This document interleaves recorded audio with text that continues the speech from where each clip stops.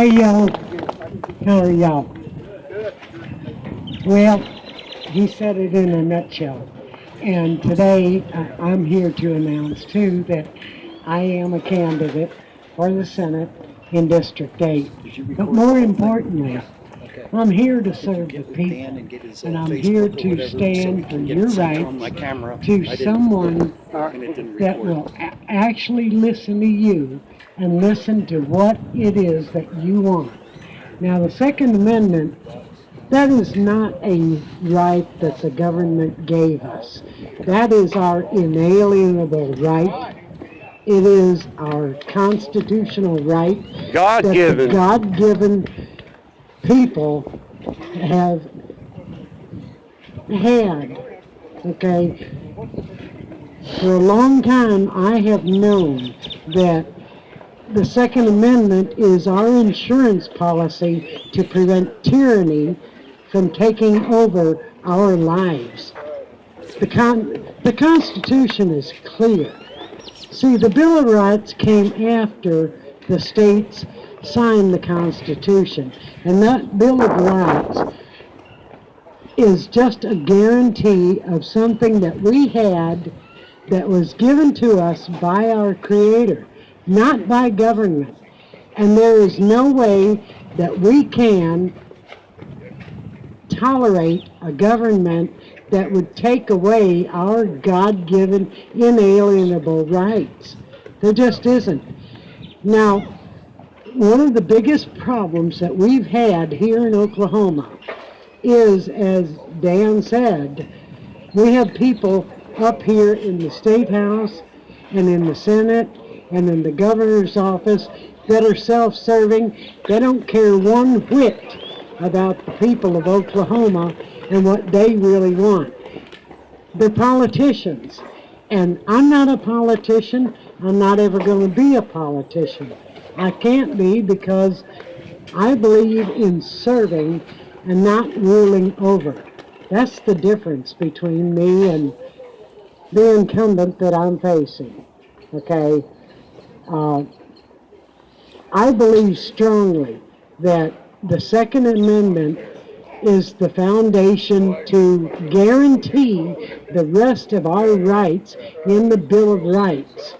There is absolutely no way that they can take away all of our rights from us to protect our families, to protect our homes, to protect our children, and to protect our property. They can't do it if we still have a Second Amendment.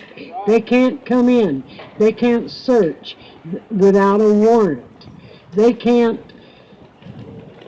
store soldiers or war makers into our homes.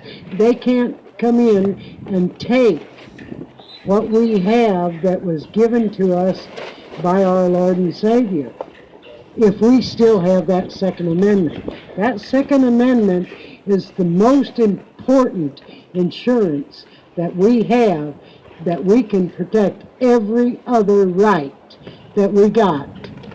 And today we're exercising our First Amendment rights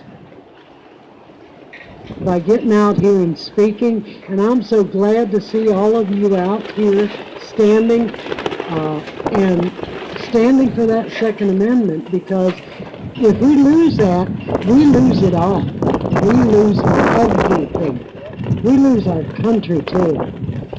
Now, I don't know how people feel about the Second Amendment that are on the other side. I don't see how they can want to regulate a right that was never given to us by government, but was given to us by our Creator. But they seem to think that government is the God today. And they're wrong. And that's why I'm glad to see so many people out here standing for freedom and standing for that Second Amendment. Now, I'd really like for all of you out here to go to my website. I do have one. It's Marlena Nobles for Senate 2018 and .com. I'm also on Facebook. I've got a Facebook page that's called Marlena Nobles for Senate 2018. That'll take you to my Facebook, to my website. And I'm also on MeWe. I'm not going to settle for just Facebook. I'm on Gab, I'm on Twitter, on my brochures. It tells you where I'm at, okay? And I would really appreciate all of your support. I would really appreciate people coming and telling me what they want to know, what they want to see, because I'm going to represent the people of Oklahoma. I'm not going to represent special interests or them people back east that want to take away your rights. Anyway, y'all have an awesome day, and thank you so much for listening. Molan Lave. Whoa! Thank you, Marlena. All right, next up we have Mr. Roger Reed. Roger is from Berry Hill, Oklahoma, southwest of Tulsa. He's a decorated 15-year U.S. Air Force veteran, and he's going to give a speech on the history of the Second Amendment. So come on up, Roger. Thanks, I appreciate it.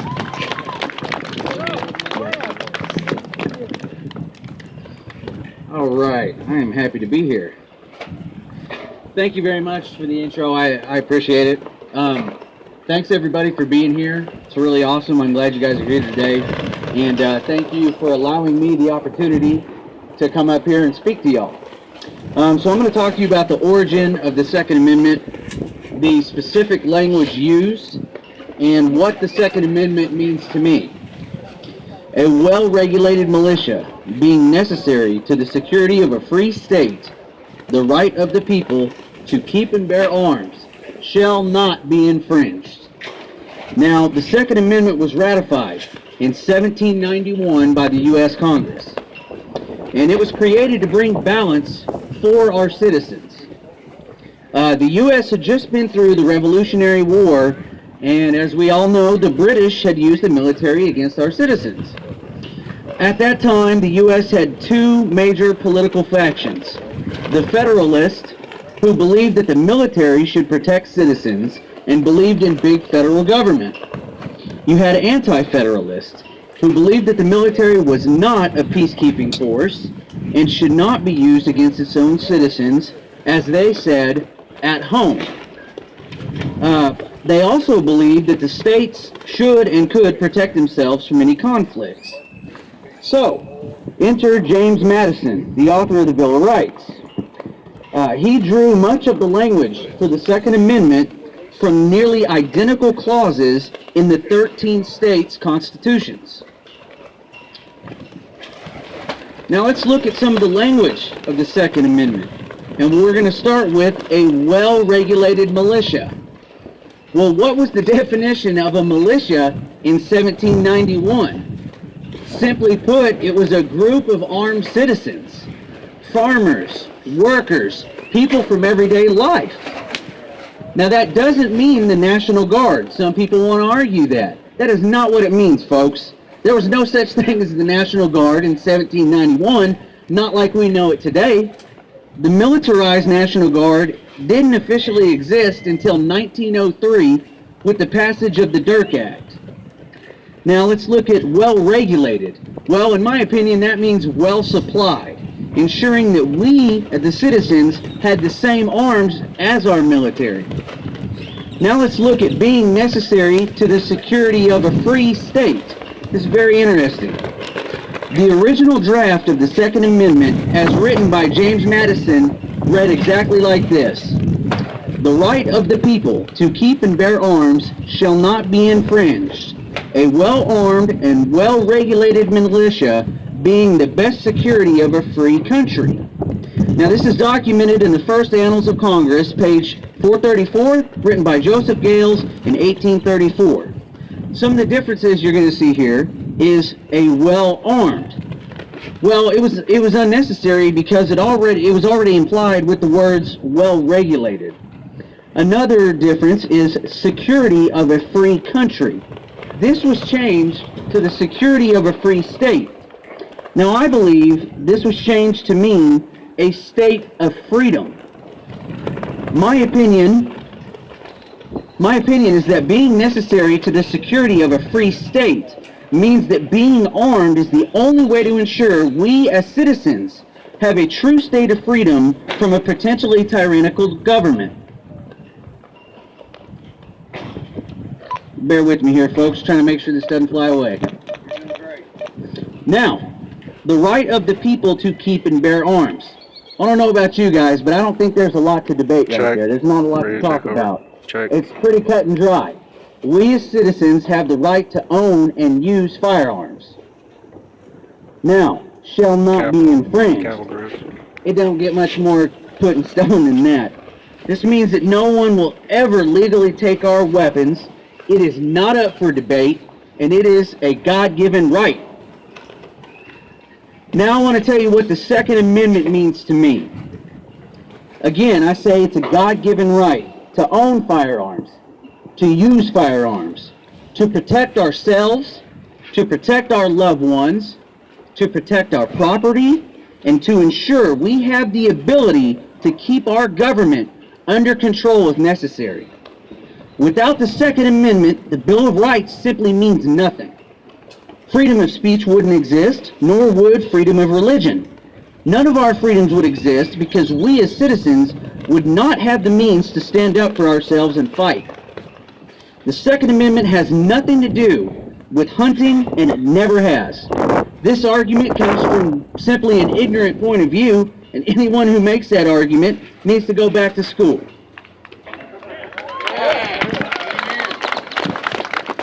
Some people want to argue and say, well, no one needs an AR-15 or an AK-47 or a semi-auto gun. Well, let me tell you something. It's not called the Bill of Needs, it's called the Bill of Rights. No one needs to smoke cigarettes. No one needs to drink alcohol. Nobody needs to drive a sports car. Nobody needs $1 billion. Well, let me tell you guys, I am not in the business of telling others what they do or do not need, and nobody else should be doing that either. When the government passes laws because they think we don't need something, that's the beginning of the end for our freedoms. Now, this is a tough subject, but I'm going to hit it anyway. These mass shootings that are happening, that we're all hearing about, a lot of them are happening in these so-called gun-free zones, like the property we're standing on right now. Well, these sick individuals out there are targeting these areas because they are soft targets. I personally believe that these gun-free zones are a violation of the Second Amendment. Yep. I believe that the individuals who were shot or killed in these gun-free zones, their families, should sue the state for depriving them of their right to protect themselves. The government should be held liable for making them defenseless victims. Here. Now, we cannot expect law enforcement to protect us, nor should we. We don't want them involved in every aspect of our lives. The Founding Fathers knew that we, the people, were our own best option to protect ourselves. And does anybody think that's changed? Nope. Nope. Another thing, I don't believe in concealed carry permits. I think that's another violation of the Second Amendment. Let me tell you something. My concealed carry permit is the Second Amendment.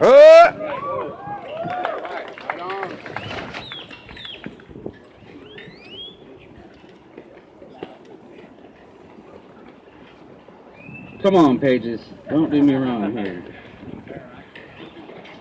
Okay. So, the government and law enforcement have no right to know if I am armed. Just like any other citizen on the street. It's none of their business. But if I'm driving and I'm stopped by law enforcement, I must immediately notify them that I am carrying a concealed weapon. And why is this?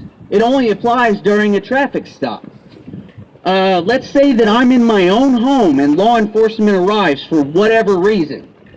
I don't have to tell them that I'm carrying a concealed weapon at that time because it doesn't matter. I'm in my own property, right? Okay, so why does this apply to concealed carry permits and traffic stops? Well, because some bureaucrat with a pen decided that it applied and wrote it into the law. Time and time again, our courts have said that our vehicles are extensions of our homes and we have the right to protect them as such.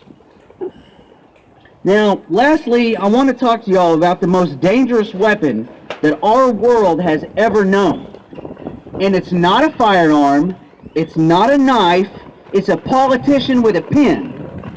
More damage has been done to our society and way of life by corrupt politicians with a pen than any other firearm or weapon. Again, the Founding Fathers knew this to be true, so they guaranteed our right to own and use firearms. The Second Amendment was written by a patriot with a pen. It cannot and will not be taken away by a crook with a pen. We will not allow it. We will defend it, and we will win. Thank you all very much. God bless the U.S. Thank you.